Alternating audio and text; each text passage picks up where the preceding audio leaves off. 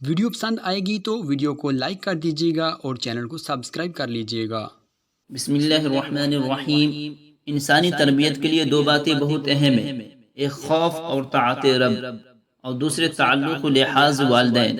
कुरान मजीद में जगह जगह अखलाक़ व दीनी इस्लाह के शिर्क की ममानियत के साथ साथ वालिदैन से सुलूक का भी जिक्र आया है। अल्लाह ताला का इरशाद है, अऊज़ु बिल्लाहि मिनश शैतानिर रजीम, अल्ला तुशरिक बिल्लाह व बिल वालिदैनि इहसाना, कि हमारे साथ शिर्क न करो और वालिदैन के साथ नेकी से पेश आओ।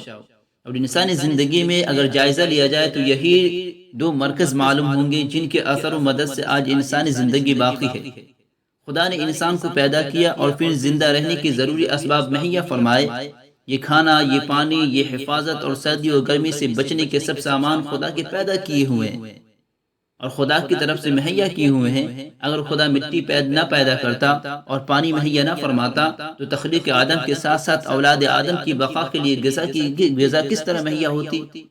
फिर खुदा ने इंसान की ज़रूरत और हिफाजत के तमाम ज़रूरी सामान उस ज़मीन में रखे, वरना चाँद में रिख और इस तरह के दूसरी कुर्रों में ये कोई चीज़ नहीं पाई जाती है। वहाँ कोई मखलूक जो है उतार दी जाए तो उसकी थोड़ी बका भी मुश्किल है, क्योंकि वहाँ न हवा है, न पानी, न काबिल इस्तिफादा चीज़। लेकिन हमारी ज़मीन पर न सिर्फ ये कि हवा और पानी मौजूद है, बल्कि उनकी मकदार इंसान की ज़रूरतों के ऐन मुताबिक बल्कि कुछ ज़ायद ही है, ताकि दुश्वारी न हो। फिर सेहत और ख़तरात से बचने के मसाइल है।